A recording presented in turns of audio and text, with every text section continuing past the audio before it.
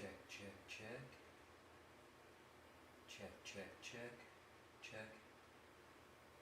No.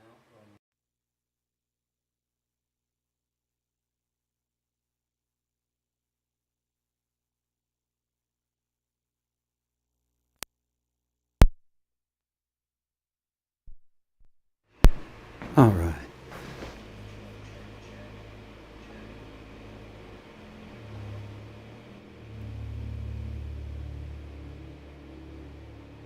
There we go.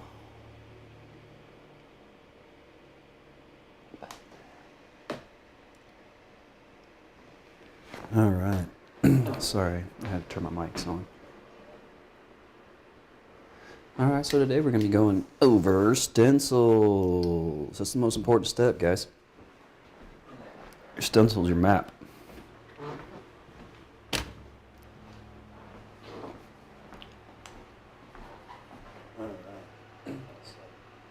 So, thanks for joining. Appreciate you guys being here.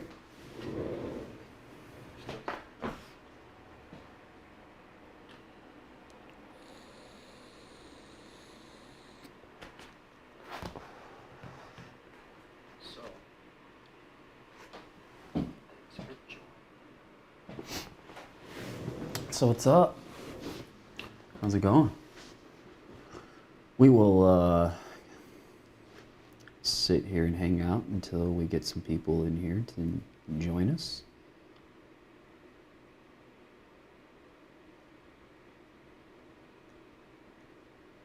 Get some people in here to join the party.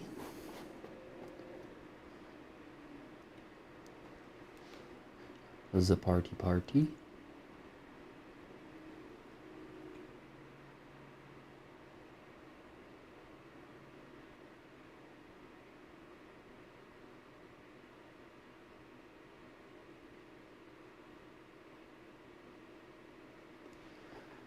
Do, do, do, do, do.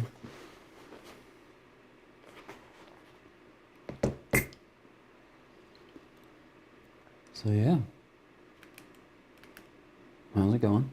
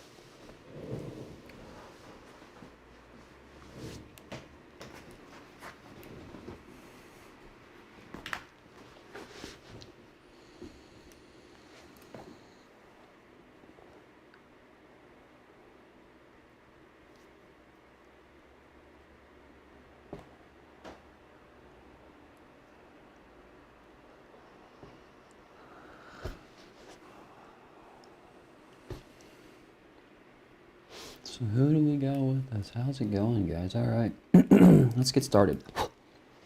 So, the most important step, in my opinion, is going to be the stencil, especially for somebody who can't really draw.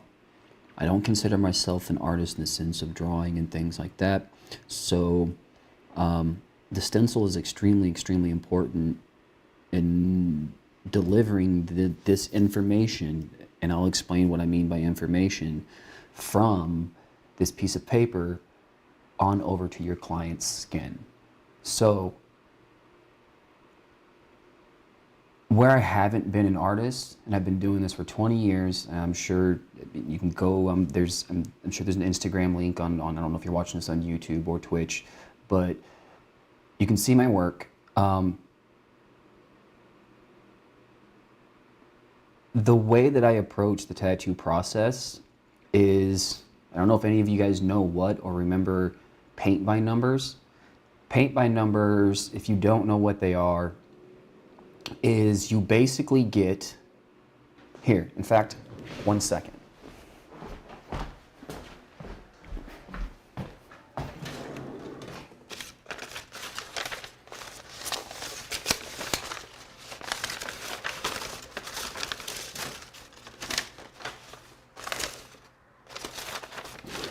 All right. Okay, so for example here, paint by number were these paintings, and I don't know if you can still get them or not, but they look like this. They are an empty painting with a bunch, it's just a bunch of empty shapes. And each individual shape has a number.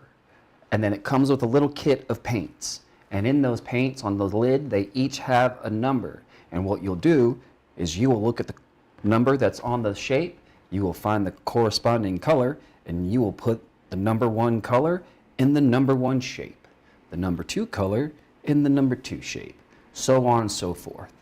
So I took that principle and I applied that to tattooing.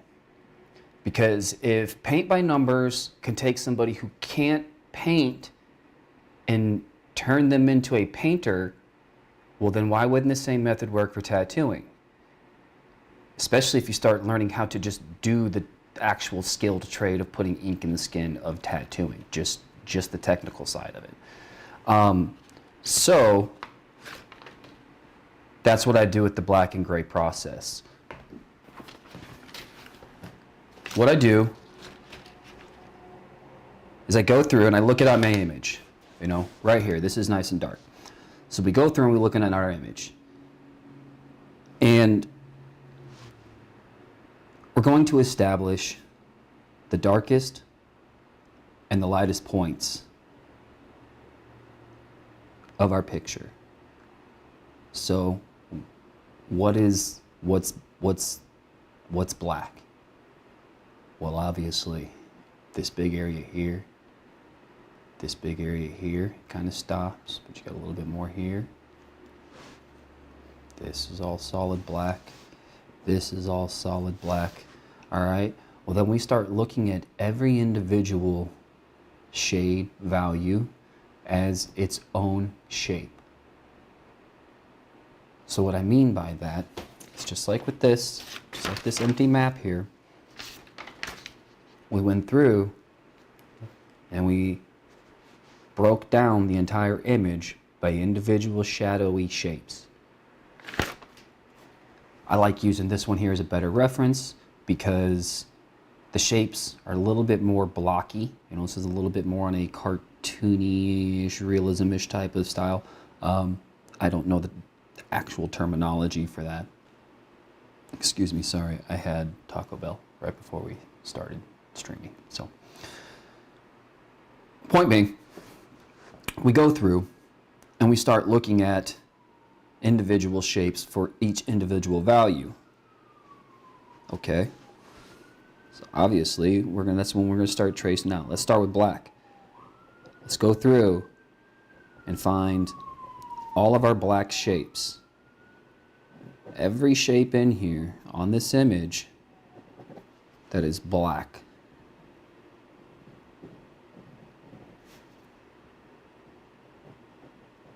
Because essentially, what we're doing is we're taking this paint by number method and we're going to create that same method with this.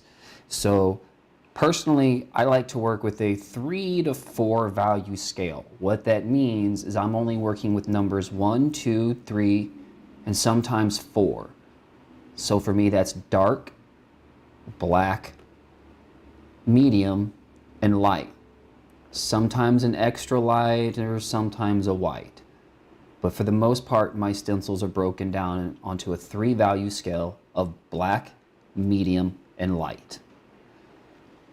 So that now that I know that, let's establish our numbers here. Color number 1, black. Color number 2, medium gray. Color number 3, we're going to do, let's go light. And then sometimes, maybe, if we need to smoothen a softer, really soft spot out, because if it looks too naked on the skin, like if a big negative spot like this, because we're not going to just go in and tattoo all this solid white. We're going to use the skin value as a value on the scale. So if we need to smoothen or add an extra light value so that this area doesn't look too empty, we can do that. So we'll say maybe extra light, maybe some white. I might come in here and put a little bit of white on the teeth. I like going through and actually outlining my pieces in white, but that doesn't necessarily have much to do with our map and our system here. So we're going through. We're going to start with black, and we're going to find and trace the shape of every black shape in our image. This hard line right here, that's, oops, I hate paper. This is black. If you really need to get a clean line, you can slow it down, go lighter, and then kind of heavier when it comes to doing like your stencil. But we're just explaining the process here, so I'm not necessarily taking my time. This was for a tattoo, so please forgive me. So we're coming through and we're mapping out all of our black shapes. It's a black spot right there. This here is black. This here is, yeah, I would say that's probably a black. I could probably go with like a dark, but for the simplicity of things, just to get you guys going and explaining it here. Okay, so like I said, we're going through and we are tracing every black because we're making a paint by number system here is how we're going to approach the entire thing. So again, your paint by numbers is a big empty map. That map, each one of those shapes has a number in it. That number represents a color correspondence. So in our case, number 1 is black, number 2 is medium gray, number 3 is light gray.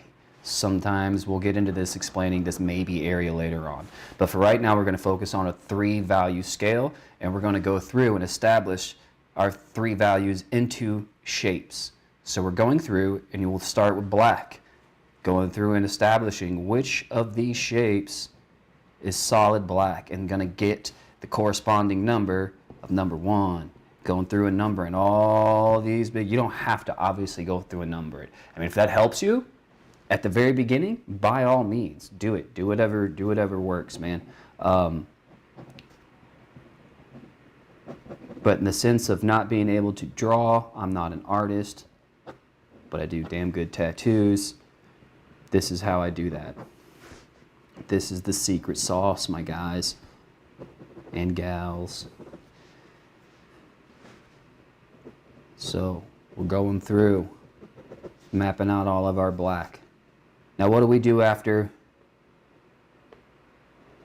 Jermaine, what's going on, bro? This is just, I didn't make it for anybody, man. Honestly, I was just messing around, but it's a zombie Batman. I thought it had really nice contrasting shapes for the shadows, so I thought it would be a really good reference to use to explain the stenciling process. But no, it's Batman. I just haven't gotten I cut it off for the simplicity of explaining things of the stencil process. But yeah, good old zombie Batman. I have a whole folder of zombie Marvel characters that I've designed. I have actually Batman fighting off a zombie Spider-Man. That's pretty cool. That would make a pretty dope tattoo. Here soon, I'm going to be releasing a bunch of concepts or pieces that I've been working on that I want to do. So keep an eye out for that. But anyways, so what we're doing is we're going through and making our shapes, for black. Well, what happens after black? Well, we step down to medium gray. So then let's look at our image here. Let's start establishing where medium gray is going, you know, which of these is medium grays. And then we can start with process of elimination and common sense, like, well, obviously that's not a medium gray because we've already established that that's black. And we can see that that is not a medium gray, that that is dark. So, what about this? Obviously no, that's white. It's probably the lightest part of our image. Same with this. All right, so that's when it starts getting confusing for people, is when they start looking at the grays. What's cool about this image here is it actually helps because the images or the shapes are a little bit more blocky, these shades. So that helps kind of separate those values for you. So if we're looking for where our medium gray would go, well, obviously it's not this shape here. You know, that's like an extra light shade here, really packed in. This right here, that's not extra light. This triangle right here, that's not extra light, but it's not necessarily medium, and we know it's not white or black, obviously. So then I would probably say that's a light. This triangle, this little triangle spot right here is the value of 3. You know, let's go to the next one. What is this right here? That one's a little bit more confusing, right? I would probably go with a 2. We'll put a 2 right there. So you see what I'm getting at here? Do you see how I'm approaching this and how we are just going through and mapping out each one of these shades, shadows, shades, values, whatever terminology works to stick in your brain. We go through and we map all these out so that when we need to, when we're doing the tattoo, now like I said, if you need to go through here and literally put the numbers inside the shape, by all means, my guy, do what you gotta do, you know? See how this is a little bit darker, but it's not quite as dark as that? I'm gonna say that's a heavy medium. You might be able to even kind of dip into a little bit of black and then dip it into your medium. Use common sense when you're looking at it a little bit, you know? It's not just a just by the book thing. That's where you start with this process. That's what experience will get you to the point to where that's when you start blending these to where it's a little bit more harder for people to see the difference between when your number 3 turns into your number 2 values. It won't be as blocky. That's when you start smoothing things out. That's how you start getting into portrait work and things like that. You know, your portraits aren't gonna look, your shadows aren't gonna look real blocky like this on a picture of grandma. Everything's gonna be real smooth. The light is gonna transition into nothing. The dark is gonna transition into medium values, so on and so forth. Those shadows transition. So this is a good start. This is a good start. So why is this the most important point in the tattooing process? Because for tattooers, for just working tattooers that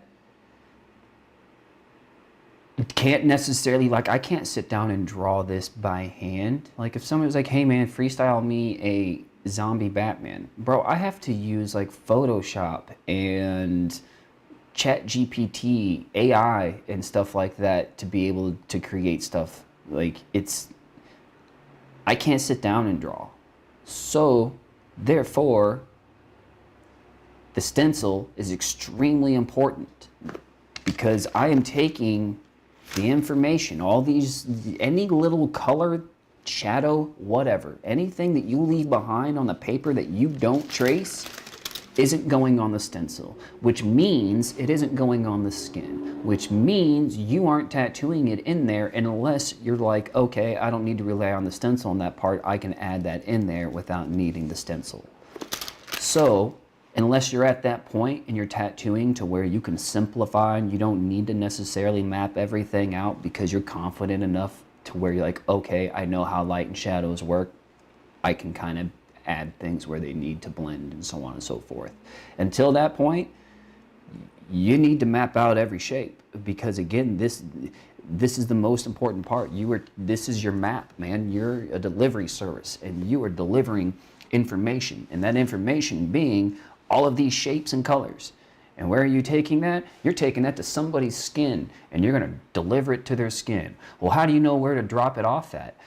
Well, this map right here, this map is going to tell us, well, I can't flip that over because we haven't done our stencil, but this map is going to tell us, oh, okay,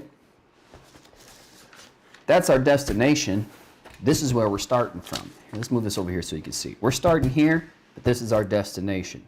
So how are we going to take all of this and put it over here? Well, without this, how the hell are you going to take all of this and put it over here? That's why this is so important. This is why this is the most important part of the tattooing process. Your stencil, man. And there's many different ways you can do your stencil. There's, nowadays with the iPad and things like that, you can go through and you don't need to do this by hand. Me personally, I don't know. I like being able to go through and map out everything by hand on paper. I mean, if you're going to do it on your iPad or do it on paper anyways, it doesn't matter. You know what I'm saying? The process is still the same. The point is still the same. So we're delivering information. So how are we going to take this information to over here? Well, that's where we're going to rely on our map. We rely on everything you're doing in step number 1, the preliminary work, man. It's all in the preparation. You get this perfect, you get the stencil side of things perfect, your tattooing is going to be exponentially better. And not by like a little bit. Your tattooing will be insanely better. So, back to the point at hand. Start practicing with me. Start looking at this image with me and kind of looking at shadows as individual shapes. Start looking at these values or these colors, lack of color. I don't know. I don't want to piss anybody off with the terminology and not doing the proper whatever, but you're getting my point here. The point's the same. I'm not here to talk terminology. I'm here to teach you guys how to tattoo. So, map out. I'm going through, me personally, I don't like to sit here and just start at one end and map all my shapes out to the other end. I like to break it down so that I kind of know what I'm getting myself into, and I start with, just like I do while I'm tattooing, black. I'm gonna go through and I'm gonna go through and map out every single shape that is solid black. Every solid black shape.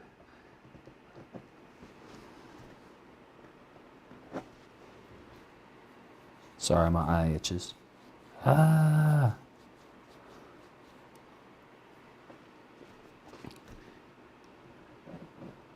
We got new people joining us, it looks like. I don't know how accurate on timing my stream manager is when it lets me know viewers are in here or whatnot. But if you're just joining us, what we're doing is explaining essentially a paint by numbers method applied to the stenciling process of the tattoo.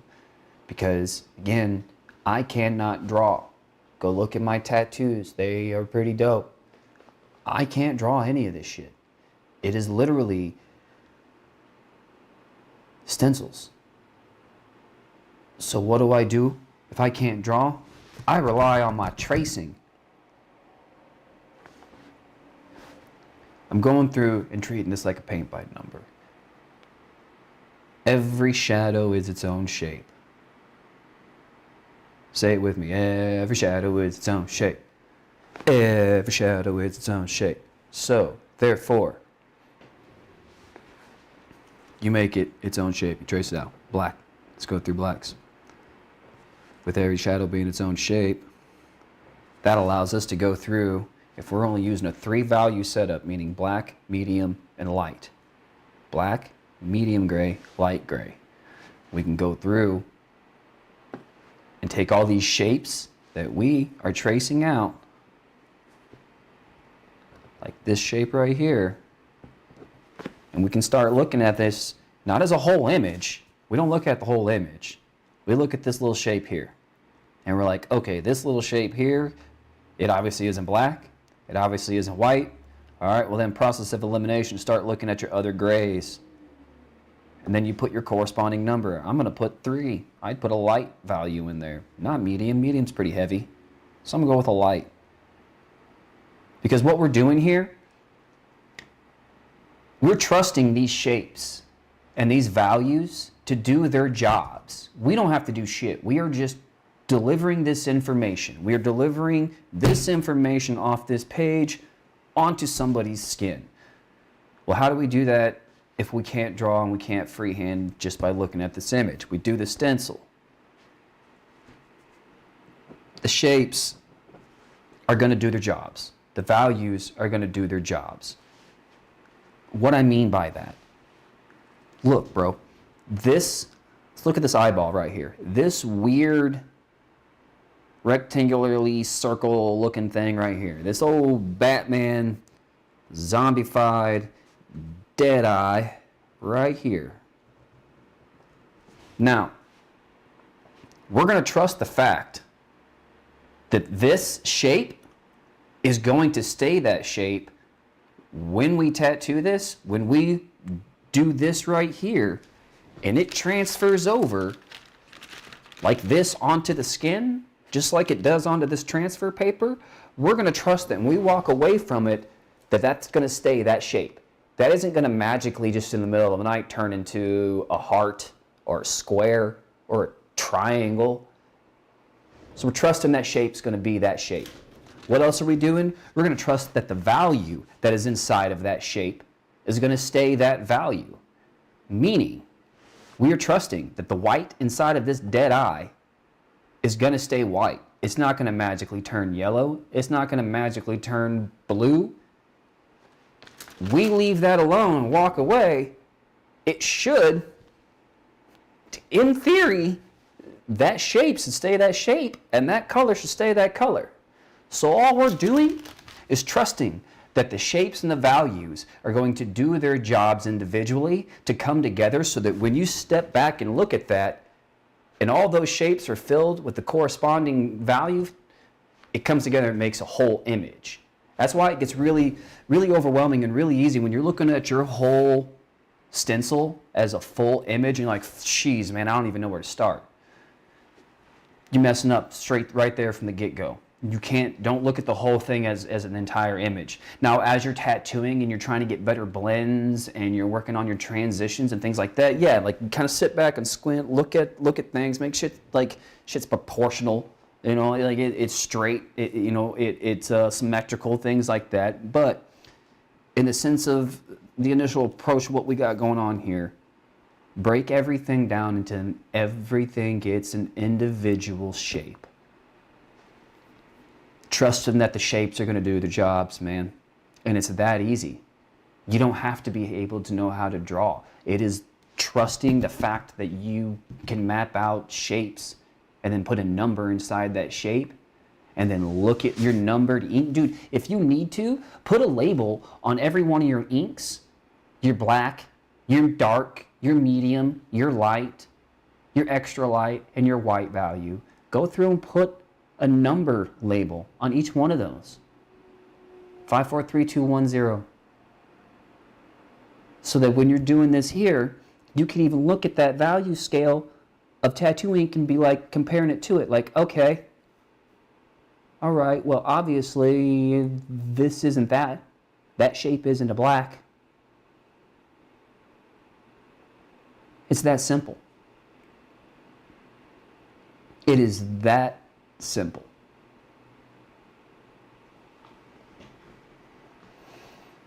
Yeah, let's keep going.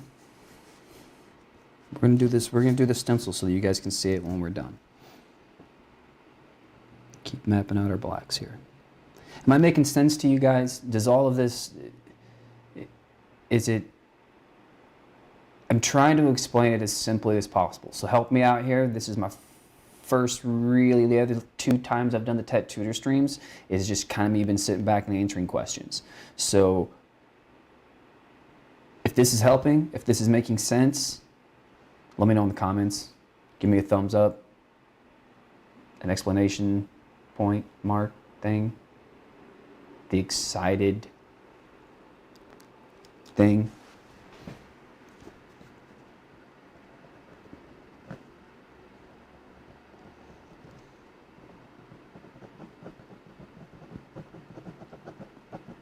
Okay, well then what are you doing right there, Rob? That's not a hard line, man. What are you doing with that shape? So personally, what I'll do is, you see how it kind of gets a little like that? You know, let's come back on this side. See how it kind of gets a little jaggy? So that's all I'm doing.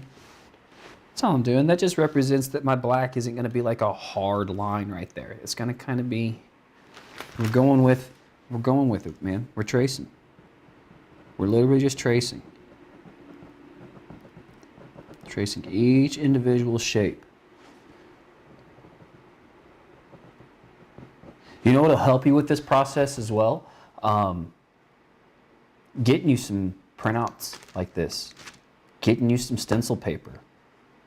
And what I used to do, so that I didn't have one big empty map like this, is I would go through and I would literally color in everything that was solid black, got colored in solid.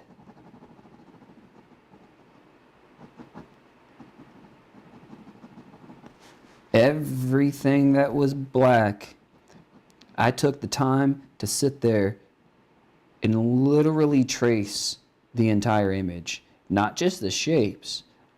When I first started this process, and this may be helpful for you, this may be easier when you're starting off. For me at this point, I don't need to sit down and add all that extra time to go in and color in all the black. I don't need to go through and, instead of putting a number in that value, I used to crosshatch. So my medium values would be sideway lines like that. The other way around, I would do crosshatch. You know, we'll do crosshatch for a medium. And then for the light value, I would do light, like just one single type of sided slash marks there. And then, like I said, the black was solid black. So that when I was looking at it, what I would have is a bit more of a map. You see how it's darker because of our cross hatching? And this is a lighter representation because it's not, it's just the single lines. So that represents, hey, that's darker than that. But the black is obviously darker and more concentrated than that. So that's how I started doing my stencils. I'm to the point now where I don't necessarily need to go through and color in every single value. I don't need to go through and crosshatch every single medium value. I can just outline the shape, and I'll have that map handy right there next to me, so that when I'm looking at it, I can just look back over here. You know, I'll look back at this and be like, oh, okay, well, that spot right there, that gets black, so on and so forth. Cheesy boy, what's going on, man? Thanks. Welcome, welcome, welcome.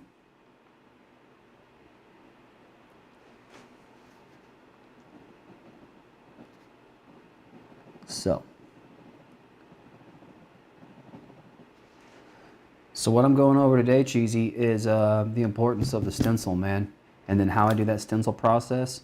And that really, honestly, dude, that's the secret sauce.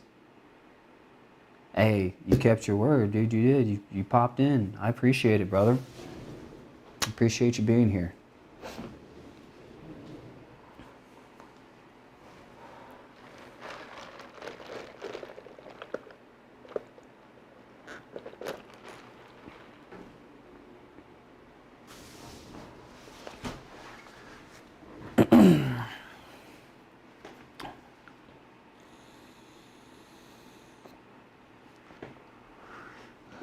Again, I hope all of this is making sense to you guys.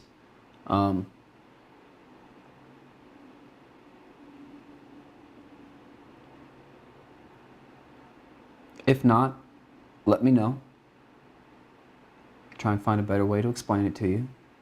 If it is making sense, fantastic. Run with it.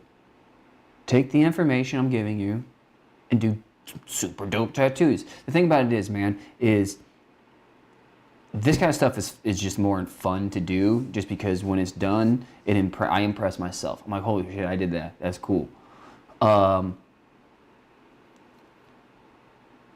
What time zone are you in so I can plan accordingly to hop in when the streams start? I'm in the Eastern Standard Time Zone, but if you go to the About Me page, I keep my schedule updated regularly on there. So I do believe that the schedule is adjusted for your time zone. So when you're looking at my About page, it'll show you my schedule in your time zone. I hope that makes sense. I'm better at explaining tattoos than I am time zones.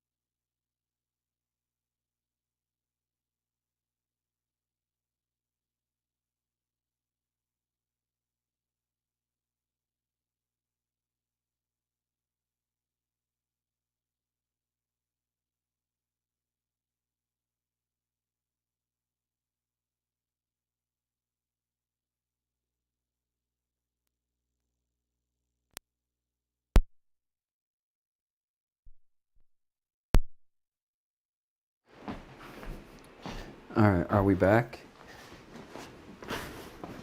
Can you hear me now?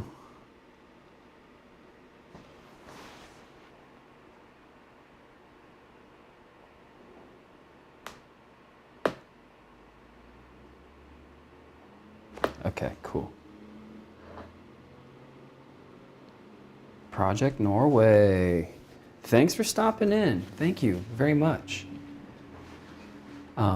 I don't think I see you in the chat very often, so it's cool you popping in. Thank you. I really appreciate you being here. Okay, so what I was saying was, is this making sense? Do whoever's new in here right now, do you need to be caught up to speed? This is a really easy concept, so it's really hard for me to stretch this out for 2 hours. So Did you miss anything before? Do you have any questions? Do you need me to re-explain it real quick for you? Are you guys getting all of this?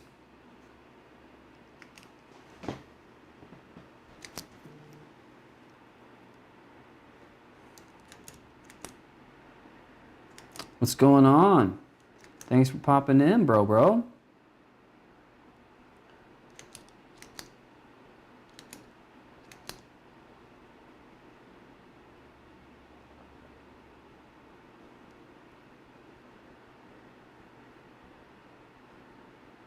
So I guess for everybody new that's in here, we'll do a quick rundown what I missed 30 minutes late. Fantastic, great. Okay, so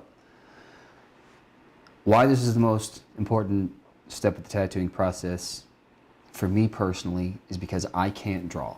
I can't do on any other medium what I can do on skin. I can tattoo my ass off, but I cannot draw. And that is only because of my stenciling process. The way that I handle the stencil and the theory behind it, I look at it like a paint by number. Do you know what a paint by number is? If you don't know what a paint by number is, it's a big empty image like this. And on this image, it's just got a bunch of empty shapes.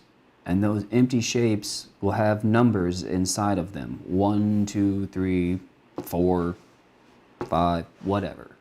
And then what comes with this empty sheet with all these empty shapes on it is a little thing of paints. And in that little thing of paints, each lid has a number for each color. Meaning that every single, this shape right here has a number 1. You're going to take the color that's number 1 and you're going to put it inside that shape. This shape down here is a number 4. You're going to come over to your colors. You're going to get into color number 4 and you're going to put it in the shape that says number 4. So that when you're done, every one of those little shapes and every one of those colors that you put in there all come together, and then poof, it makes a full image. Now what I do with that is, instead of that being colors, and instead of that being a painting, I apply that to the tattoo method. Meaning, I had the idea that if I can't draw and I can't paint, but if a paint by number can give me the roadmap and give me literally the answers, it can make somebody who's not a painter literally a painter. If you've ever done a paint by number, when you're done, you're like, holy shit, I did that? That's pretty cool. That's a painting that I did because I just followed instructions. So the same thing, and even easier with black and gray. That's why I do black and gray and why I don't focus on color, because this method is way easier for black and gray. And it's way easier to, if it's way easier to understand, well then it's way easier to do. And then people are like, oh, just like Buck just said, oh, that's sick. So if they think it's sick, that means that they're going to give you money for you to put it on their body, right? So if you're doing sick, dope tattoos, you don't have to be an artist. You just have to do dope, sick tattoos. And then poof, you're doing tattoos for a living. So, back to my thing here. What we're doing, how to get this paint by number method. People, when they first look at an image, they're looking at it and they're looking at it as an entire image, and it's overwhelming. They don't know where to start. They don't even know how to look at that image individually. So what we do is start breaking down each individual shadow as its own shape, each individual value, shade, whatever. They're not colors because it's a lack of color. So we'll just say shadow. We'll break every shadow down as its own shape, because that we know that we're going to put a corresponding color into that shape. So for me, I know that I have a three scale setup, meaning that my gray wash set, it's pre-mixed, it's pre-made as a gray wash set. And it's going to be consistently, the medium tone will always be that medium tone. The black will always be that black. The light value will always be that value. There's no inconsistency there. So with that, I can label black number 5, dark number 4, medium number 3, light number 2, extra light number 1, and then white 0. Literally assign each one of those values those numbers. So that when I'm going through and I'm doing my stencil, this is a little bit easier because the shapes of all these shadows are a little bit more blockier. You know, on something a little like a portrait, everything's way smoother. It's hard to differentiate your more subtle shadows. For the sake of like something like this, it's the same principle. We're going to break everything down to these shapes, and then we're going to establish which gets a color. Number 1 being black, number 2 being medium, and number 3 being a light. So when I went through and I traced out this big shape right here, and we're looking at all these to try and figure out, well, what number would I put there? Since I'm mapping all this out on my own, what number would I put there? Let's use common sense. Well, if it's not, that's what we're going to establish. Okay, so the best part from here, establish your darkest and your lightest points of your image. Okay, that's black, that's our darkest, that's our darkest, that's our darkest, that's our darkest, that's our darkest, that's our darkest.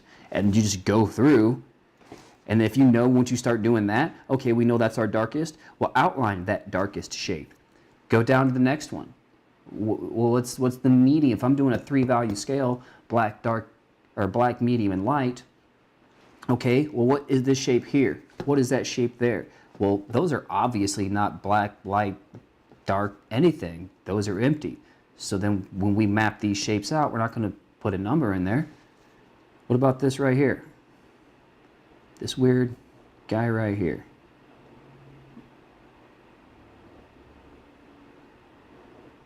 That's obviously not black, right? We're looking at the rest of our image to help establish, by common sense, what this shape is. That's obviously not a black. That's obviously not white. Okay, well then that's when we have to start comparing grays. That's when we start getting into like, is it a 2? Is it a 3? Is it a 4? Is it a, what is it? So that's why I like to kind of simplify my stuff and just have 2 options when it comes to my grays. Medium gray or light gray. I'll get into where we establish, like, apply extra light and white later on. So we need to figure out what this shape right here, what value goes in that shape. So then we start looking at our grays. Okay, let's find a shape of gray that's different than the one we're looking. This weird shape right here, this wavy looking guy right here.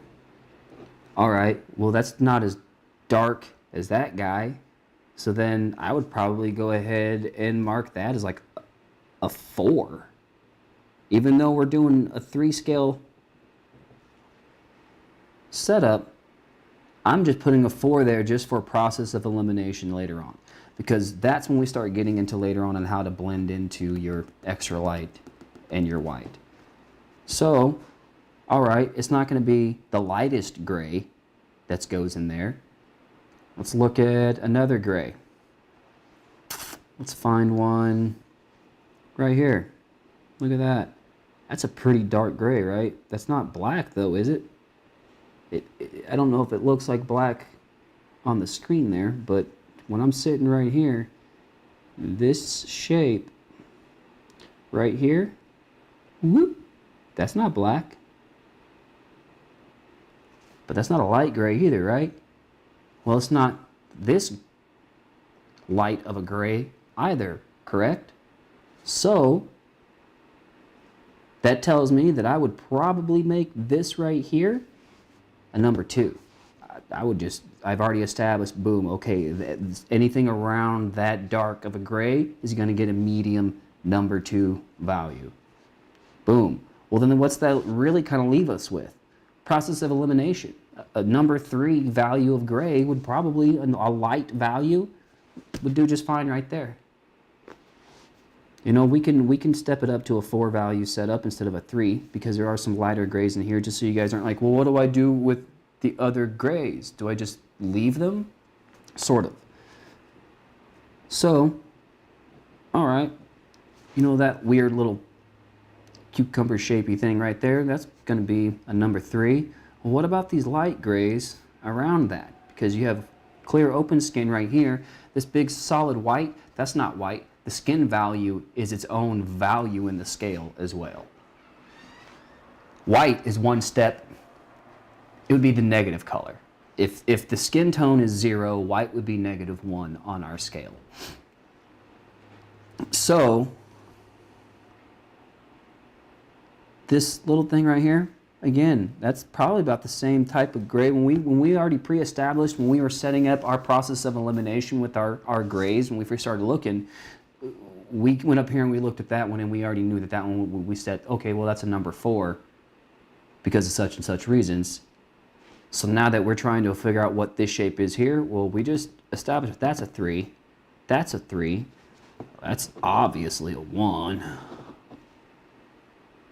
So then this lighter gray would be what? Let me hear it, class. A 4. A number 4 in that little shape right there. Do you see what I'm getting at? Does that make sense to you guys? How we go through and we break down each individual shape? Because again, when we focus on every individual shape, what we're doing is we're trusting. We're going to trust that this right here, boom, when we trace that out, that eye is going to stay this shape. When we're done tattooing it, it isn't going to magically turn into a star. It isn't going to magically turn into a square. It is going to stay that shape. Also, we are going to trust the fact that whatever value we put in there, so for example, right here, this big ass triangle where this nose goes, this big Star Trek looking triangle right here, you fill this all with black. We trust that that's going to stay a triangle. It isn't going to turn into a circle. We trust that that black is going to stay black and it isn't going to magically turn into purple. So that we do is we trust that every single one of these individual shapes of shadows is going to do its job. And when we're done, when we step back, it's doing its job as individuals to come together and make this entire image. And that's how we approach the tattoo. So that once we have this map established, well, now we know how and where we're going to deliver that information onto the skin so that we can take this information, put it on somebody's body, deliver that information from looking at this to that empty map being on the body, and us manually delivering the black to the black numbers, the light to the light spots, the white to the white spots, and every individual shape. Don't look, because when you look at that, dude, even when I look at that, when I step back and I look at this whole entire thing as just one image, that is confusing as shit. I don't know where to begin. That is overwhelming as all get out. So don't do that. Stop. Find some spot where you can start, man. I don't know, like right here, boom, okay, my attention span can lock in right here. I'm going to start immediately working on this hand and working my way. You know what I'm saying? We're going to start working our way through the image. This making sense? You're a solid teacher. Thank you. Thank you very much, man.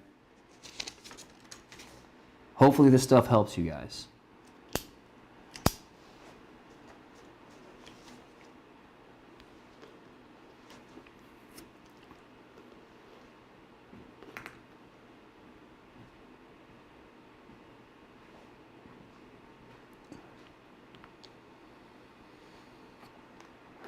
Okay, so any questions so far?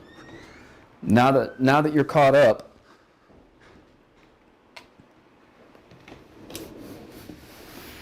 do you have any questions about this process?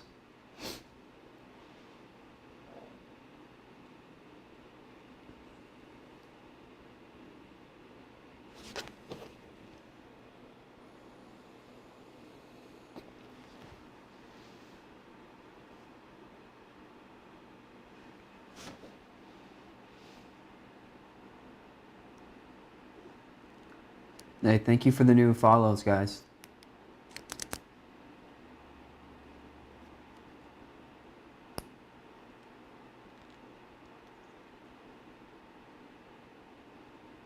What about blending? Okay, That's right. OFC. What does OFC? Of course.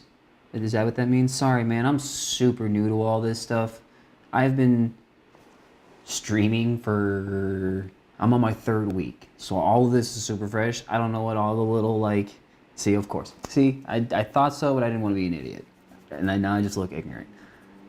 Anyways, okay. What about blending? Thank you. Thank you, by the way. Thank you very much. Very, very much. It's very much appreciated. So, for me, where I'm a little bit more experienced, especially with my method of the stenciling process, I don't necessarily, that's why I personally only have a 3 value setup for my stencil. Because when I come in here and I map out this gray, you notice how I missed this spot here? I wouldn't have even outlined that. That was just to help you guys when you're starting off with your first steps into establishing your different grays. So I'll go through and I'll map out just my 3 values. It makes it easier for me to only have to see 3 things. I only have to trace out 3 shapes. It makes it a lot quicker too. Because if your client, if you include your design time into your session, I charge my clients for my stencil time. And the way that I see that is when you go to McDonald's, homeboy behind the counter isn't only getting paid to run the register. The homeboy dropping fries isn't only getting paid to drop the fries. Now they have multiple tasks to their job. So why would you work for free just as much as they wouldn't? You know what I'm saying? And you'll get busy enough to a certain point to where it doesn't make any sense for you to work outside of hours. It is too much for you to sit down and do all your stencils and designs outside of TAT. I wouldn't have any time to even take a shower at that point. It's insane. So blending. So, like I said, I'm going through and I'm only outlining 3 shapes for the most part, or 3 types of shapes.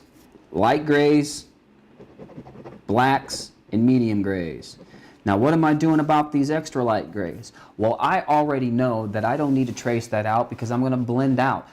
My shadow, I'm not going to have a hard line of just light gray. Now, with certain styles, that's okay. This is kind of on the border. This is why this makes a good example for what I'm trying to explain, is this is a little bit mixed between stylized, illustrative, where your shadows are a little more blockier and cartoony, kind of like a painting, but it's still like a realismist kind of thing too.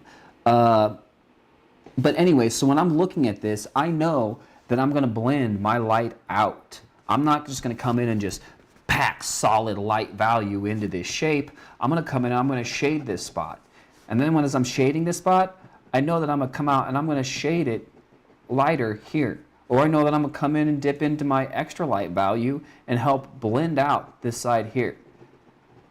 I use extra light not as a packing value like this. I use extra light to fill big empty skin gaps. So when we do this on tattoo, you obviously have this big empty spot right here that's going to be skin tone. And sometimes when you leave too big of a negative space, it looks like the tattoo's unfinished. It just looks weird. So what I'll do sometimes, I obviously don't want to mess up my scale system. So I'll come through and I'll take that extra light value and I'll dust it, man. I'll shade lightly. I'll get enough of it on there and in there to where it fills up that spot, to where that spot has a value inside of it. It wasn't the value that we established on our scale, but we used common sense when we were looking at that image, and we stepped back and kind of squinted our eyes and looked at it and evaluated it like, okay, it looked kind of naked on the skin right here, especially if you don't have any kind of background and you just have an outline with nothing there. That's going to look empty. It's going to look unfinished. So that's where I'll come in with these blendings.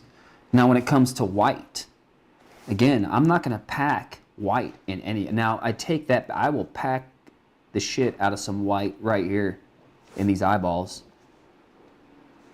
But other than that, man, I'm going to use white very sparsely. I'm going to use it on things I want to make look shiny or wet, you know? So I'll come in and I might put a little bit of white on some teeth. I might come in and put a little bit of white on some muscle, little dots here and there, little tiny little 3-liner dots. I'm talking tiny little dots of white, man, because white's just our highlight. Remember, it's our -1. It's not even on our value scale here. If skin's 0, white's -1. So I'll come through, or what I like to do, for example, if I have something where it's dark on dark and it kind of flattens out my depth in this area, like right in here, I'll come through and I'll blast a big, solid, thick white outline around my character or my subject that's in the foreground of my image to help separate and create that depth between here and here. So white is a tool to be used intentionally, very intentionally. Now, as for blending in the sense of, well, how do I go from dark to light? Well, in your spots here, let's go to a spot we haven't already like cross hatched the hell out of. This is a pretty good little area here. Okay, so we have this black here, and if black isn't a solid line, it kind of fades off. So if I was doing this with a tattoo machine, I'm going to come in and I'm going to pack all this black solid up to a certain point. Now, instead of packing it like this, side to side, so that when I come up to this spot, I don't create a hard line here. I'm going to pack this way. See which way my pen's running? And then when I'm getting to a certain point, I'm whipping it out. It's called whip shading. So I'm doing like a motion like this. So as I'm doing my circles, I'm kind of whipping it.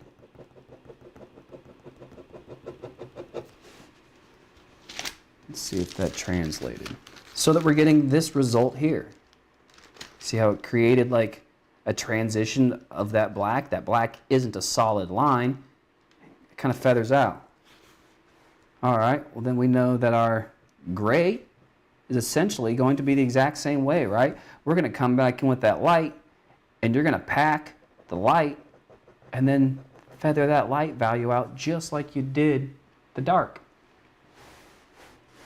Spots where your image, the values aren't as distinct and separated and chunky like this, that's going to come later in experience. You know, if you're to the point where you're relying this heavily on blending your values off of your stencil, you're not to the point of doing a portrait where you're blending your values to where that's what realism is that transition from your medium value to your light value, and there not being a defining line of where one starts and the other ends. See how this here is, you have a fairly distinct line of where these shadows end and the next value starts. In a portrait, unless it's like super high contrasty dynamic, the lighting, you know, but even then your dark shadows are going to be heavy like this, but your lights and your mids are still going to blend. They're still going to feather softly. So that blending thing is going to be practice and technique. You start mapping out these values and you start practicing, because this is the thing about it. With this method, worst case scenario, the tattoo looks like this.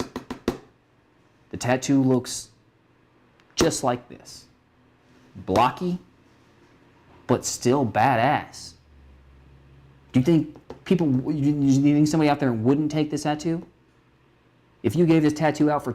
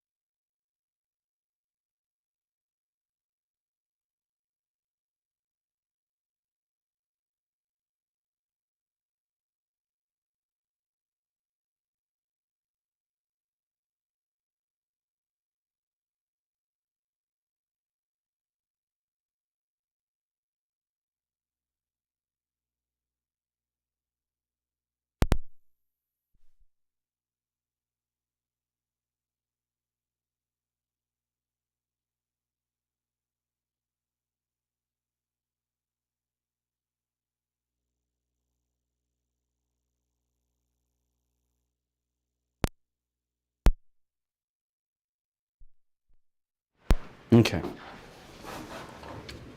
Should be back. I should probably pay more attention to these.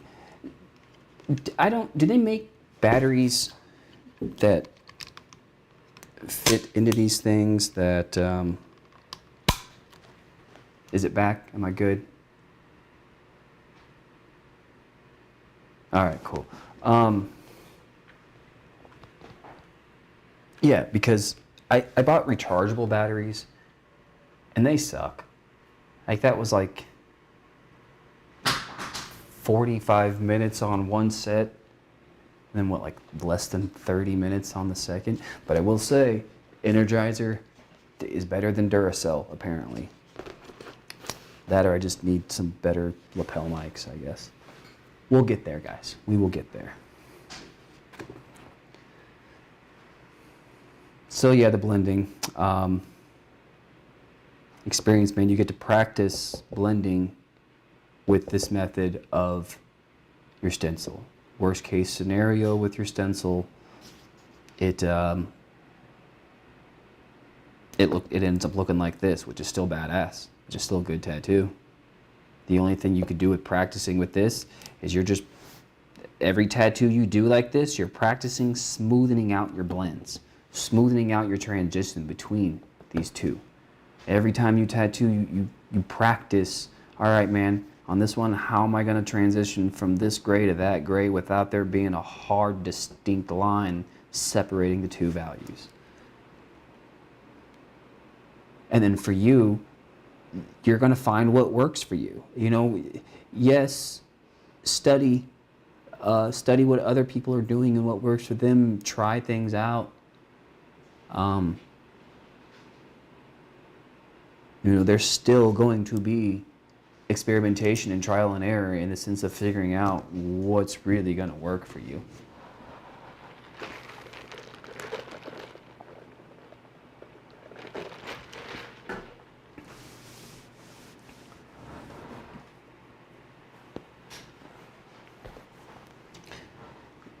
Picking up what I'm laying down.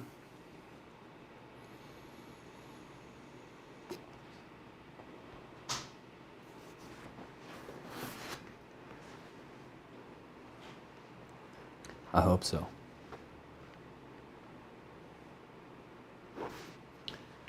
And look, I gotta thank you guys. This has been an amazing turnout tonight. This has been the best turnout yet.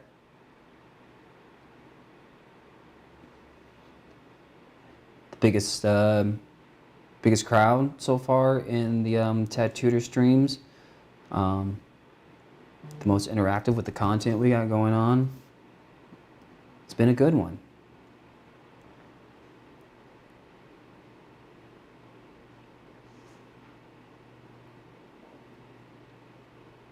Cheesy Boy showed it to you. That's good shit. Do you tattoo, Buck? I made my homies hop in. That's good love, bro. I appreciate you, Cheesy. That's good love, homie.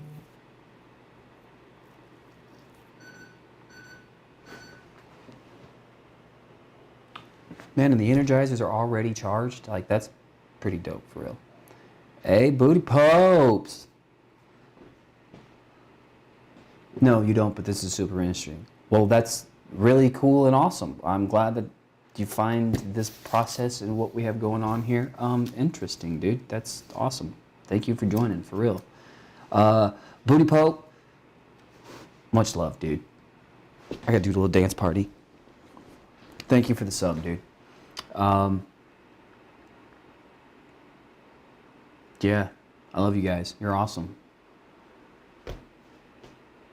This is what we're here for.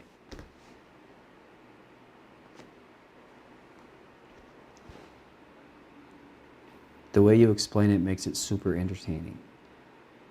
Well, that's good. I've had some apprentices, but I don't necessarily know if... I don't know, man. I don't know if what I'm saying makes sense or not. But at least it's entertaining. I should start... I'm going to start... I was talking about it earlier during one of my tattoo streams. Hey, homies gifting subs too? Look out. Booty Pope. This guy. Giving out love. Do you have some fake skin or a live demo of what you just explained? Yes. So every one of my tattoo streams, so I've been leaving them on the VOD. So on the VOD, hell, even today, I think 2 out of the 3 tattoos I did today was the first phase of the tattooing where I transfer the stencil onto the skin, and then I start mapping out that map onto the skin. As for shading, yeah, I do believe that I might have a VOD on here where it's showing my shading process, but I mean, I stream tattoo the live demo daily. Buck, yeah, so pretty much Tuesday through Saturday, I tattoo from 9 a.m. to 6 p.m. roughly. I'll do anywhere between 2 to 4 appointments in a day. Sometimes just one big giant appointment. But for the most part, on average, man, yeah, you're going to see me doing Tuesday through Saturday, 9 to 6, live tattoo streaming. Thursdays, working on this educational show where I do different parts of the process and just try to really deep dive into that segment of the process. So as for Cheesy Boy, as for some of your other questions in the sense of application and this and that, yeah, man, I will have one time where I will sit down and tattoo somebody that allows me to really focus on the teaching side of things, because that's what this is for. So what I've noticed is when I was tattooing and live streaming while I was tattooing, I was getting questions like this while I was tattooing. Well, the problem with that is I want to stop tattooing to explain my process thoroughly to you so that you can comprehend what I'm saying, and the client is sitting there paying me by the hour for my time. I feel pressured and guilty stopping every 30 seconds, every 10 minutes or whatever to explain my process to a viewer. So I was like, okay, I can answer some questions while I'm working, but I will try to save and kind of direct everybody to these segments where we sit down and really deep dive into some topics.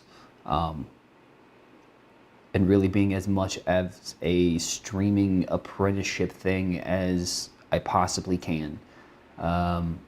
With that, it starts with the stencil. You know what I'm saying? Once you get your stenciling thing down, well, then we'll move into outlining these stencils onto the skin. And if you want to get a jump start on that, like I said, the first 2 streams of my day today were some pretty dope tattoos.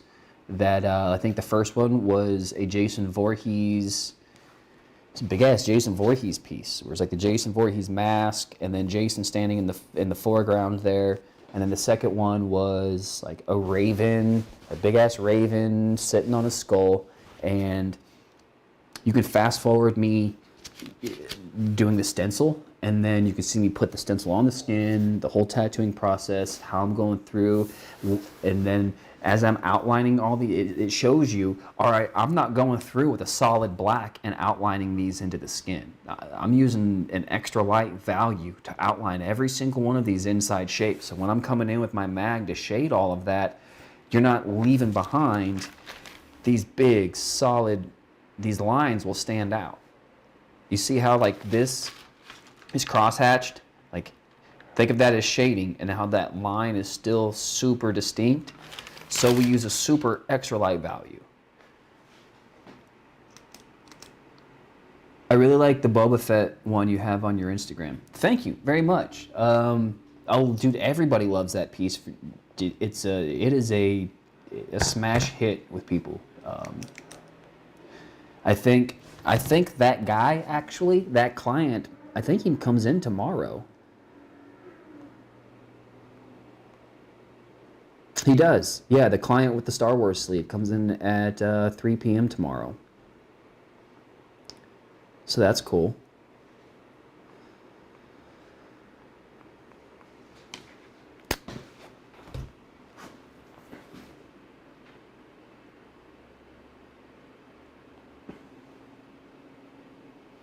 Cheesy boy, I got a quadrant.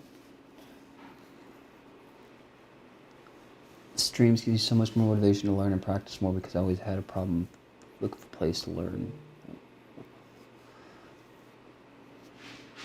It's disheartening to me. So for you to do these, it's super cool and helpful. You know, man, I was in the same position, bro.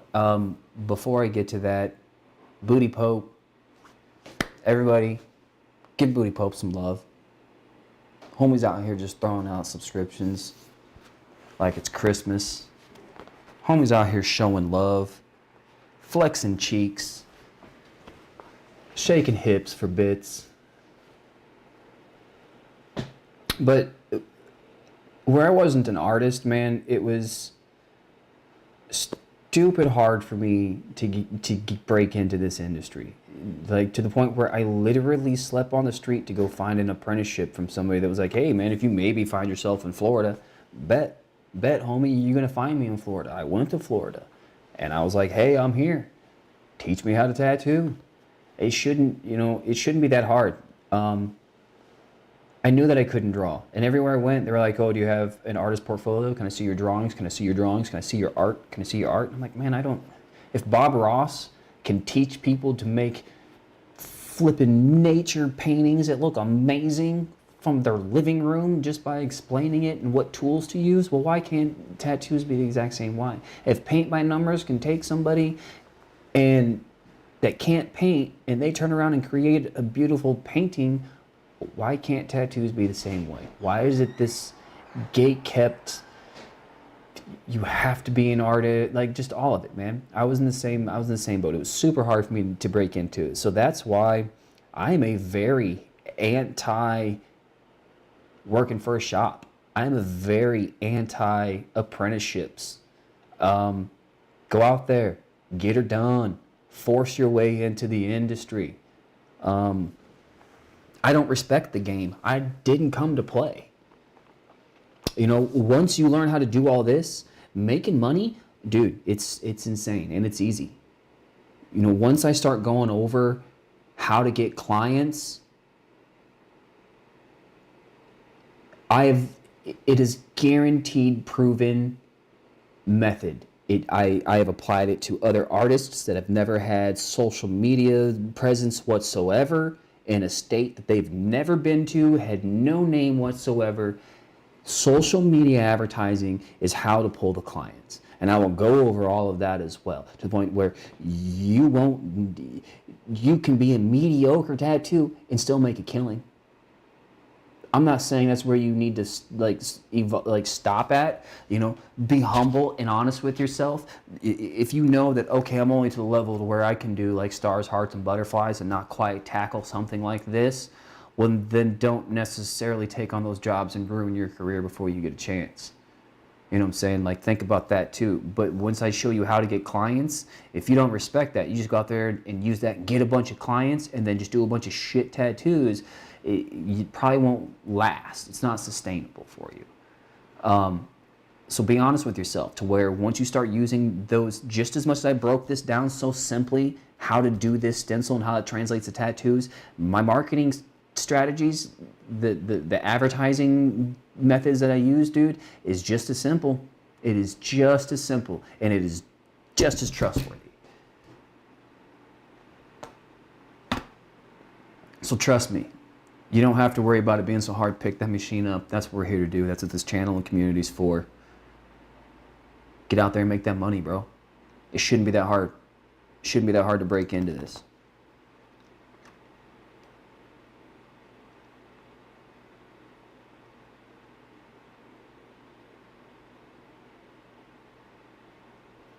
I've been tattooing for 20 years. I've been streaming this is my 3rd week. So I'm super fresh to the whole streaming content creator side of things. I've been building my Instagram for like 10 years, but that was only as like a storefront, a way for me to get clients. It was my portfolio. Like that was I didn't think of it as a content creation platform. Twitch opened my eyes up to all of that. So yeah, tattooing 20 years, Instagram for 10, and streaming 12 Twitch has been about 3 weeks. Just got onto YouTube about a week ago. Tomorrow I drop my first YouTube video. Complete history of tattooing in less than 2 minutes. So that'll be fun. Go check that out. Yeah. And again, I can't draw. I cannot draw to save my life. Go look at my tattoos, man. It is this method that allows me to do those tattoos. Those tattoos being done at that quality allows me to charge a certain price, mixed with the way that I market and advertise. It's a good career option. Not even a career option, man. Do it as a side gig. Think if you charge $70 an hour. $70 an hour. What tattoo shop charges $70 an hour? None. But even just a person doing it out of your house. I got professional scratcher across my forehead. You know what a scratcher is? A scratcher is somebody who tattoos out of their kitchen. Well, go look in my work. That's what I was putting out of my kitchen.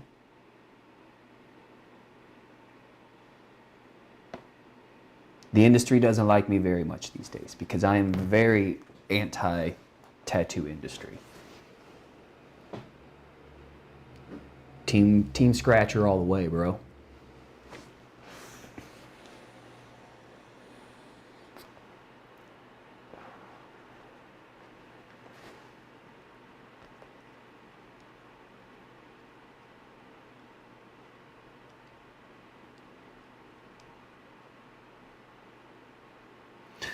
And thanks to you, Booty Pope, we reached. I think I set a goal for like 10 new subscribers. Thanks to Booty Pope, we reached that. So everybody, make sure to give him some love in the comments there, the chat there.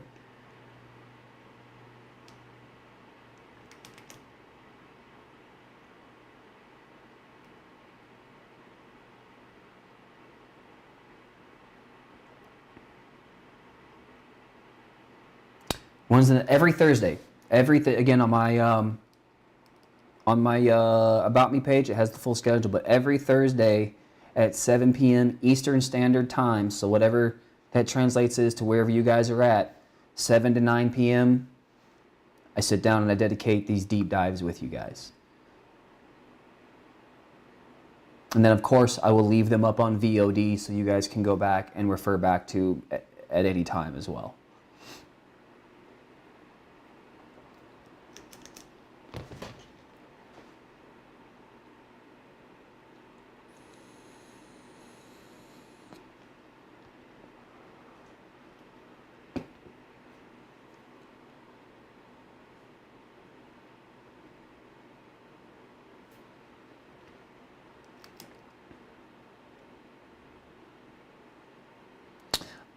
What's it going to be on? Like this one was stencil. You know, I have a like a teaching plan, like a curriculum laid out, printed off.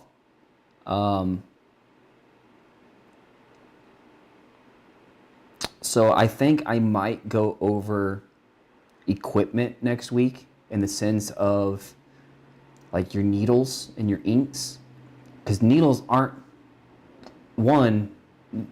they're not created equally. Second of all, there's so many different types of needles, groupings, long tapers, short tapers, bug pins, curved mags. There's so many different types of needles that understanding what each needle is for is going to make your job a lot easier, so you're not sitting here tattooing and be like, man, why am I not getting the results that I got last time because I was using a different needle type? Or why am I not getting the results that I desire because I'm not using the correct needle type? It's not just using the right size to get the thickness you want or the right size to fit and fill in your shape. You know, we'll go over all the needle types and their uses and what they're for.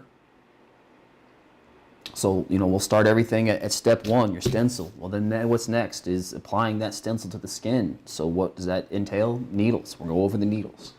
After needles, we'll go over full station setup. You know, what is in my entire station? and we'll go over everything that I use and why and when and where, and we'll break everything down.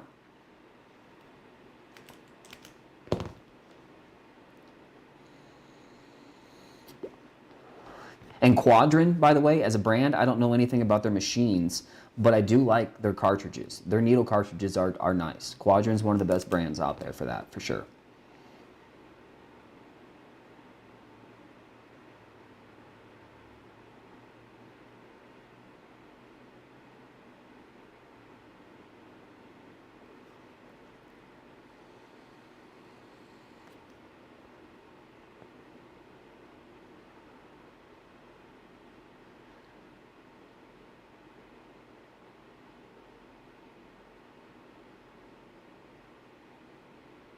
What about you, YouTube?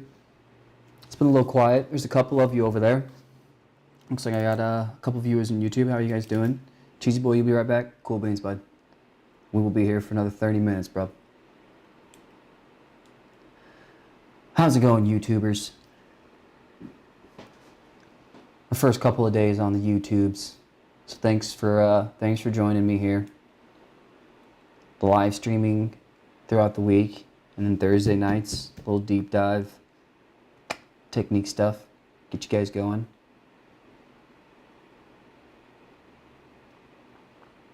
For those of you that are watching that do tattoo, please hit up my Instagram and send over your portfolios with questions. Let me look at your work, maybe even a video of you working, so I can kind of maybe assess and evaluate some things and be like, okay, maybe you can improve here. You're doing that. That would change this and help whatever results, so on and so forth. You know, I am here to be your personal mentor and coach. So.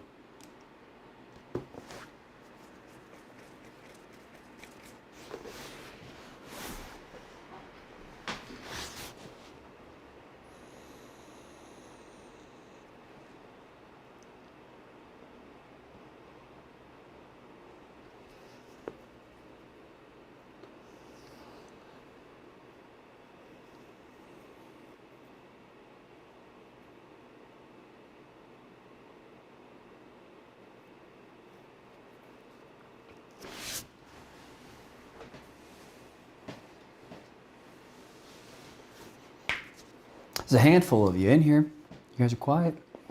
Thanks for joining us. Thanks for watching. Thanks for the turnout. It's been a big turnout, bigger turnout tonight than it's all day today's basement. It's been a good day today. Chat's been popping. Views been hopping. Subs been topping.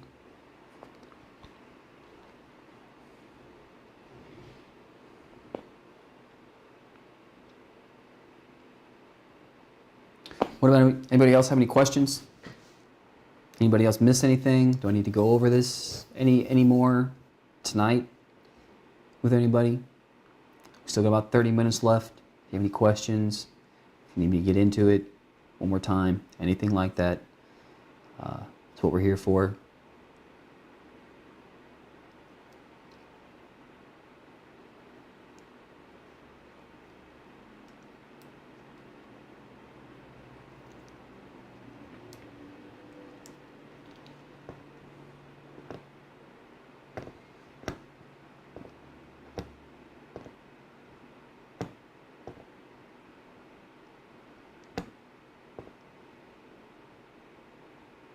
I'm just here for the ride. That's good shit. That's what's up.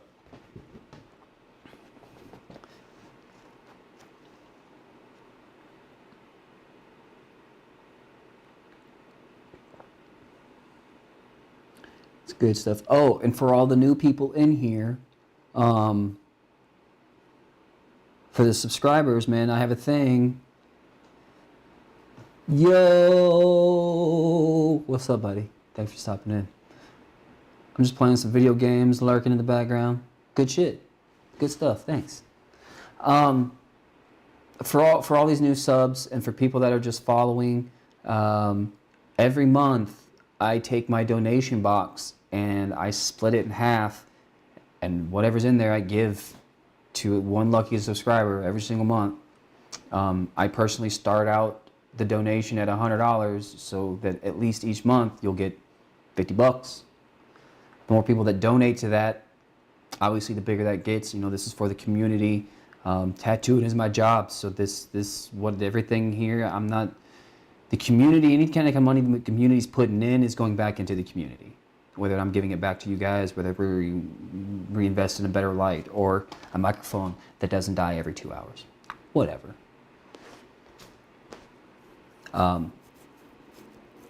So yeah. Also on Instagram. Instagram isn't necessarily a platform for content creation, but the one thing that is interesting about my Instagram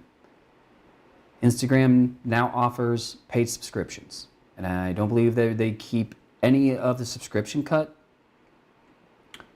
So the only thing I'm doing with paid subscriptions on Instagram is I'm running that as a lottery, meaning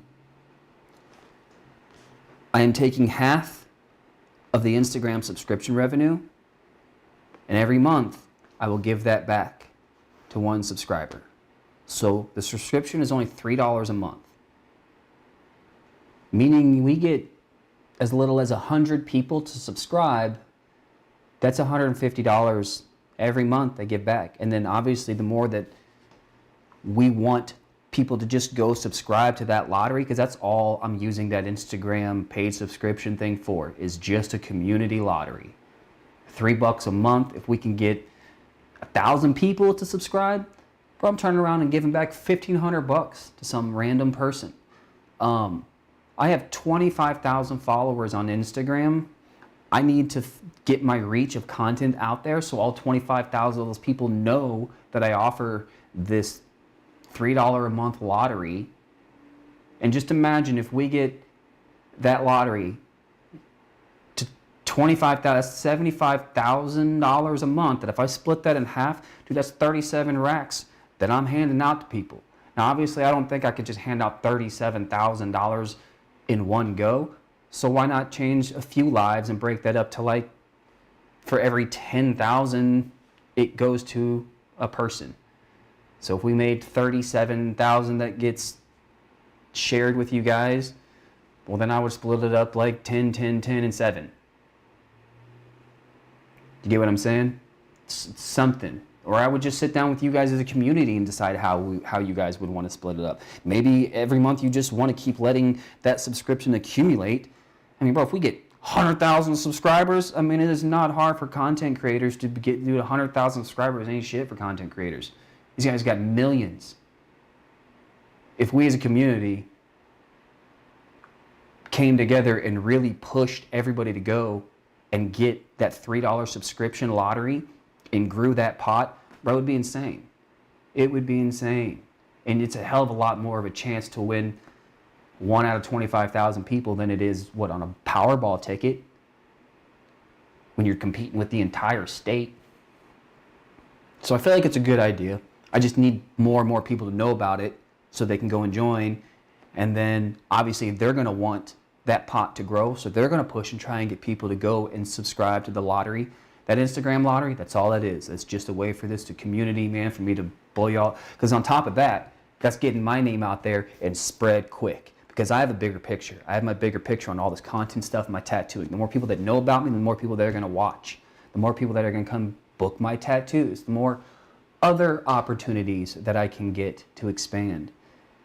This stuff here, man, is just a way for me to turn around and do something more than just tattooing. So yeah, it would be a good chunk of change. $3 a month. Now imagine if we blew that up. $3 a month. Like I said, 1,000 people. That's $3,000 split in half. I give you guys $1,500.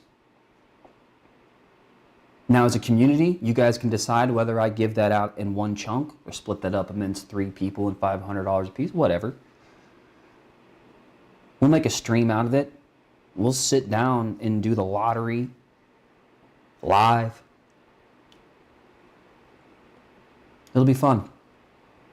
I'm just getting started with all this, guys. So strap in. We got a lot coming, a lot of plans, working with a lot of really cool people to do some really cool shit with everything we got going on here. So, and it's the community, man. I love you guys.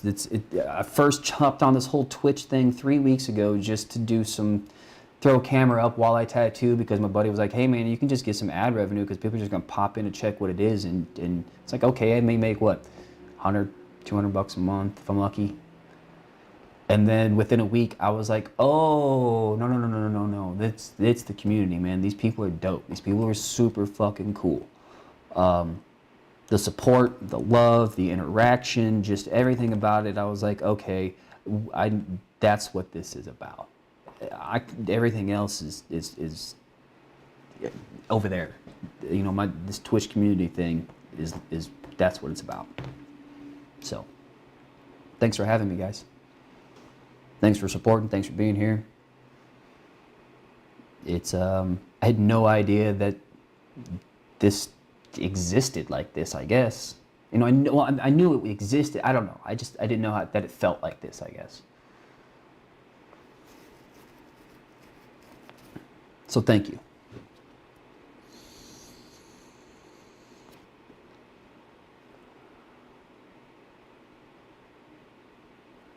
Hey, thanks, Buck. Thanks for stopping in, bud. I'll see you next time, man.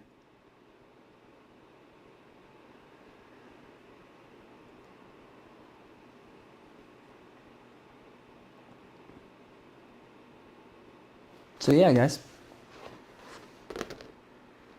It's my big grand scheme. What you think?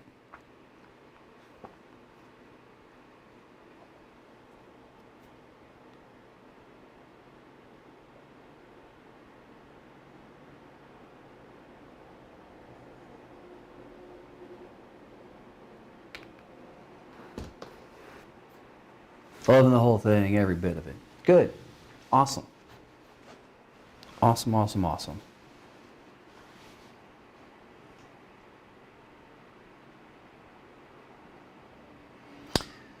So, any more questions about any of it?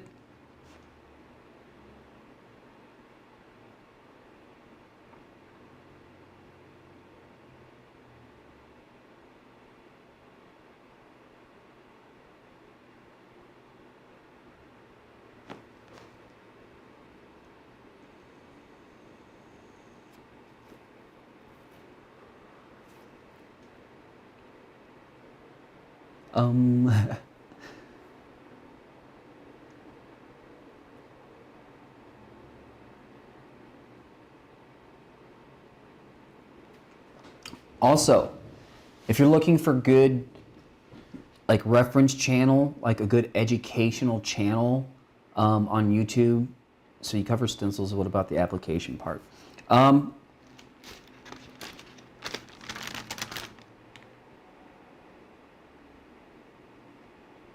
You know, I could probably do an entire episode on how to do, like, application of stencils. So I might break up next week's episode into 2 parts. You know, do the first hour on the application, because you got knees, elbows, backs. You have big giant pieces where you have to piece stencils together. There's a few there's a whole class that we could do on the application. How hard do you have to press the pen? See, that's gonna vary. Personally, when I'm doing my bold lines, I start off light just to create that dent in the paper, because paper and ballpoint pens, like, your shit will do like this up here and kind of like wiggle out on you. So once I get that, I'll come in, man, and I'm gonna press hard, bro. I'm pressing damn near like through the paper hard, so that it is solid. I know that this hard edge is gonna be a solid black line. Now when I'm coming in and I'm hitting like this gray, I'm definitely not going as hard. Definitely not.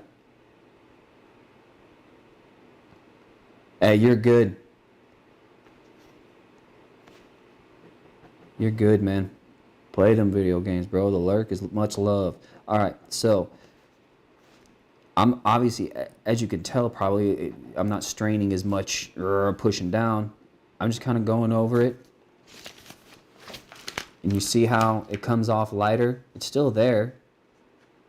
It's still going to transfer over onto the skin, but not as dark as that. So that's how I end up getting, like here, lighter areas versus darker. Does that make sense?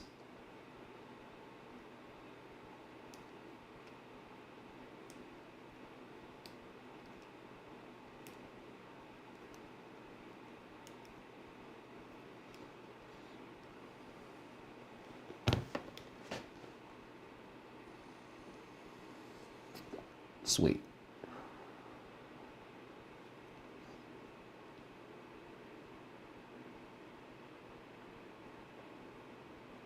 Any other questions? Unload them while you got me. 15 minutes.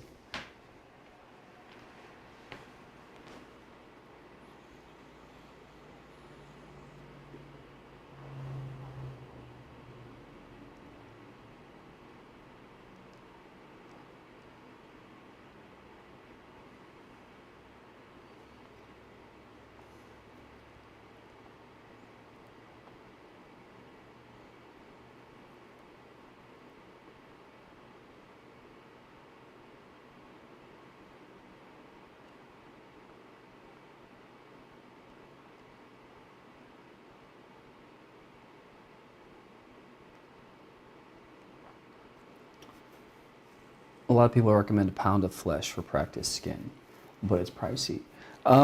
It is pricey, and I do believe that there are other companies that make stuff like real skin, I think is what it's called, where it has like different layers to it, like actual skin. And yes, it is pricey, but I have noticed that cheaper alternatives aren't worth it. It's like a shitty, cheap, plasticky, vinyl-y kind of material, and it's a struggle. It doesn't, I mean, the pound of flesh isn't as bad, you know, that weird silicone stuff that the pound of flesh is made out of. I feel like it stains real easy. But they do make things called, hey babe, Marley, my missus, she just bought some, and I don't know how many sheets she got for, I don't know, $50 or something like that. It's pricey, but it's worth it. If you're gonna practice on a fake skin, because there's nothing like tattooing on real skin like tattooing on real skin. So go ahead, man, and if you're gonna practice on a fake skin, some stuff's worth the cost, you know. Your needles is worth the cost. Your inks are worth the cost. There are just some things that are just kind of worth that extra little penny. Me personally, I'm a little old school in punk rock, where I just think, you know, find a homie you can just put some little Zan looking type tattoos all over and learn and practice on him. You know, it's really not hard to find people out there that'll take free tattoos, $20 tattoos. Just make sure that if you're charging somebody, you're doing something within your wheelhouse, within, you know, your skill level.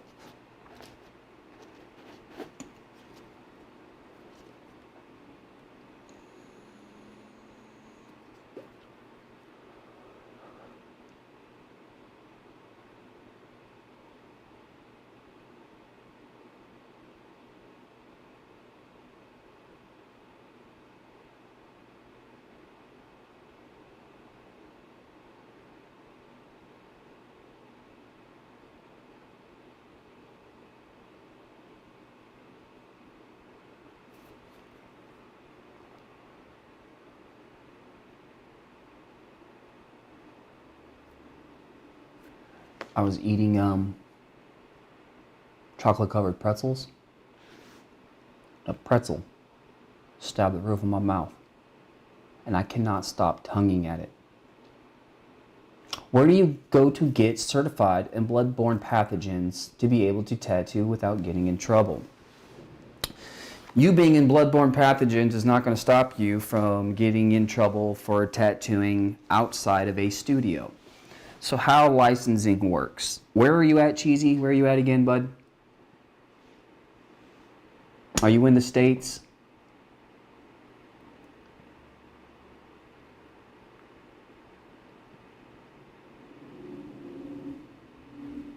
Well, I don't know how the Las Vegas. Dope, man. I used to be out in Phoenix for a while. Okay, so how it works is it varies from state and to county as well. I've been in some counties where there was no health department inspection, so all you needed was a business license for transactions, essentially. But that was a little while ago. I feel like pretty much everywhere has, well, no, Phoenix doesn't have a health department. You just need a business license. Anyways, so here in Louisville, for example, the shop is licensed.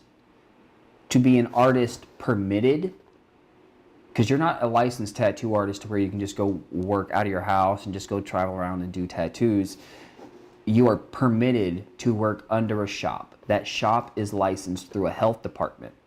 That shop, for you to be able to get a permit and work at that licensed studio, it requires things like a bloodborne pathogen certificate.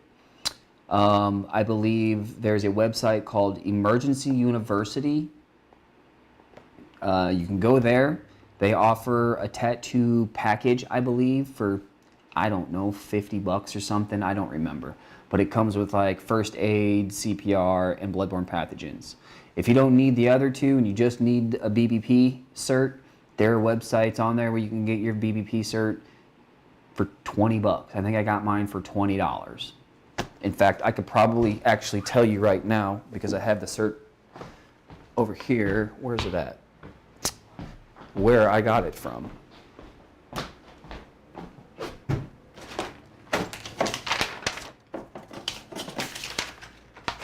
What did I do with it?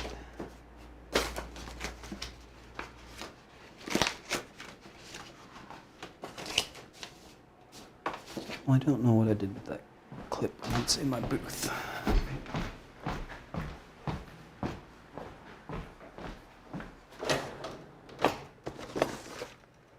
Okay, well, I don't know what I did with that clipboard right off the top of my head.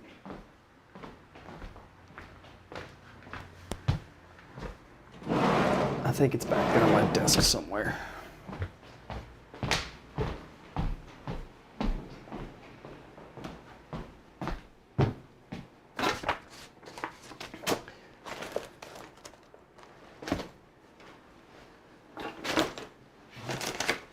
Where's it at? No. No. Oh, here it is. Okay.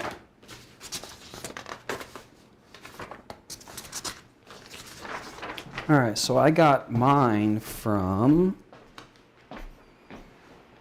oh, let's see here.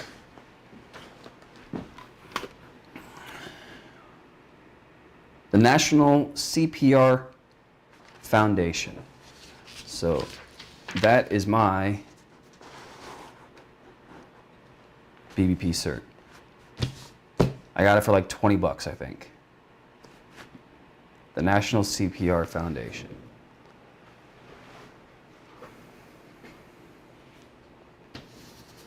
Right there.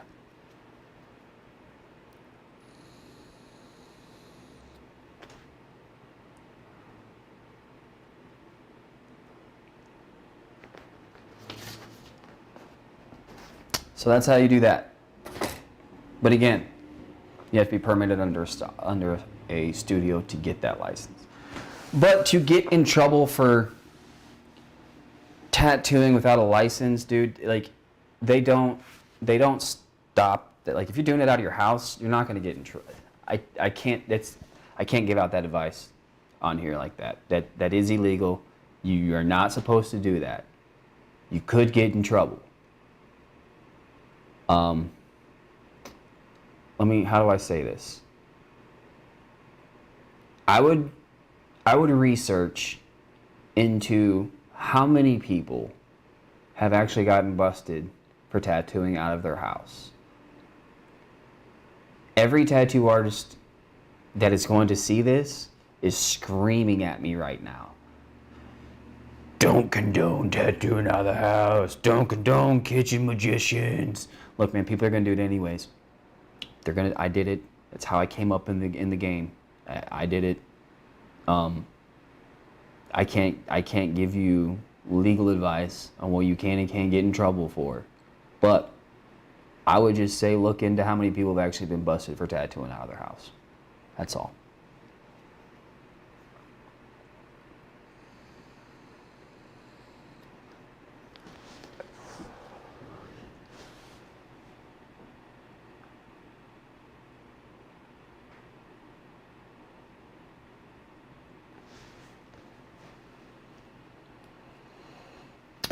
So yeah. Any other questions before I hop off here for tonight?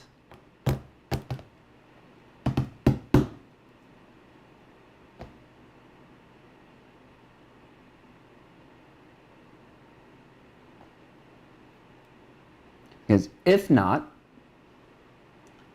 I'm going to go home and go to bed. You're good on questions. Good. Now that you know we're here and what we do and what we're going to be doing next week, get them questions together. Thank you so much, Cheesy, for sure, man. For real. Thank you guys so much for being here. Tomorrow morning, I'll be here for my morning setup and morning chat. You know, I get in here sometime. I get it here. I tried to get rolling at 7 and get the stream going at 7 a.m. But the last few days, your boy's been dragging ass. I haven't been getting everything going. I like to be in here at 6. I've usually been here lately, last week, I've been getting in here like 7. So I apologize. I need to quit slacking. So I'll try to be on time tomorrow, 7 a.m. Eastern Standard Time for the morning chat. We'll sit here and have our coffee and set up for the day. And then my 9 to 6 stream. And then after that, I dropped the very first YouTube video. YouTube's linked in my About Me section, so go check that out. I drop that tomorrow. Show love. Go show love on the Instagram. Go join that $3 lottery so we can blow that bitch up and everybody get rich. Thank you guys. Thank you so much for being here. This has been so amazing, so fun, so awesome. I can't wait to keep expanding and getting better at all of this and just all of it. So I will see you guys tomorrow. Thanks. Toodaloos. Toodaloo.